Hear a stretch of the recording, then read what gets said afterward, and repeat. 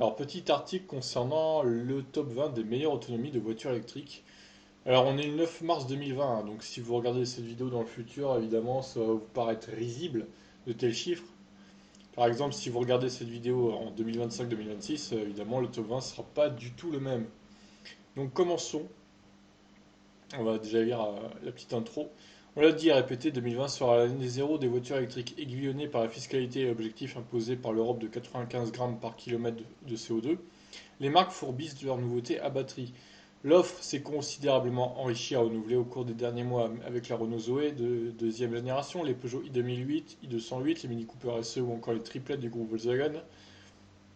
En haut de gamme, les Audi e-tron et Mercedes EQC ont récemment été rejoints par la très performante Porsche Taycan.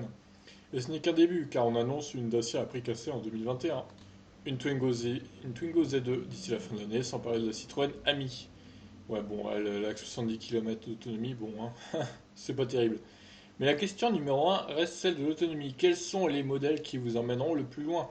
Pour y voir clair, nous avons recensé leur rayon d'action annoncé par les constructeurs de tous les modèles du marché qui sont désormais calculés selon le protocole WLTP plus réaliste que l'ancien EDC.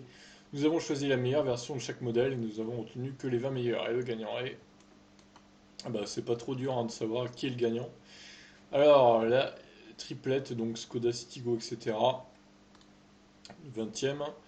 18 ex aequo, 310 km pour la i3 avec la Peugeot i2008. Ils ont la même autonomie les deux. La Ioniq, la nouvelle Ioniq, 311 km. Le DS3 Crossback e-Tense, 320 km.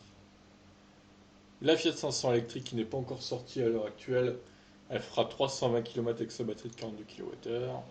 L'Opel Corsa électrique, 330. 340 pour la Peugeot i208, c'est la même plateforme, hein, la Corsa et la Peugeot i208 du coup. La Leaf i+, 62 kWh, elle a 385 km de WLTP, avec sa batterie plus grande du coup que la petite sœur, elle a 40 kWh. La Renault Zoé R110 qui monte à 395 km d'autonomie pour cette nouvelle Zoé restylée. Le Mercedes EQC 414. L'Audi e-tron 55 Quattro Sportback 446 km. Donc on sait tous hein, que l'Audi e-tron a vraiment un gros problème avec l'efficience. C'est une grosse voiture très lourde, donc forcément ça consomme très fortement. Ah, le Kona électrique 449 km. Alors le Kona, faut savoir, pour ceux qui ne savent pas, c'est marqué 449, mais à la base c'était 480 et ils ont baissé l'autonomie. Bon, il y a eu un petit scandale avec ça au début qu'il est sorti, mais bon, au final, je me rends compte que c'était plus proche des 480 que du 449 en niveau autonomie. Même en hiver, là, je suis à plus que ça, donc honnêtement, très très bonne efficience. Ce Kona électrique. Porsche Taycan Turbo 450, même si apparemment elle est un peu surestimée l'autonomie. Kia e-Soul 452 km. Bon, alors là, c'est pareil. Est-ce que le Kia e-Soul et le Kia Niro ont vraiment plus d'autonomie que le Kona? Ça reste à vérifier. En tout cas, ils ont quasiment la même autonomie, je pense. Après, ça se joue à l'aéro hein, et à la vitesse sur la route. Mais en tout cas, c'est les mêmes batteries et les mêmes moteurs. Ça, c'est sûr.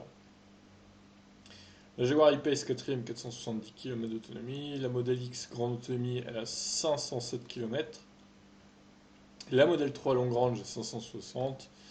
Et la Model S, à l'heure actuelle, c'est celle qui a le plus d'autonomie, donc en 2020, avec 610 km d'autonomie officiellement. Voilà, pour ce petit top 20. Voilà, on en fera un l'année prochaine, je pense aussi. On va essayer d'en faire un chaque année pour voir un peu l'évolution des voitures électriques. Je pense que c'est une bonne idée. Je vous laisse réagir, ciao.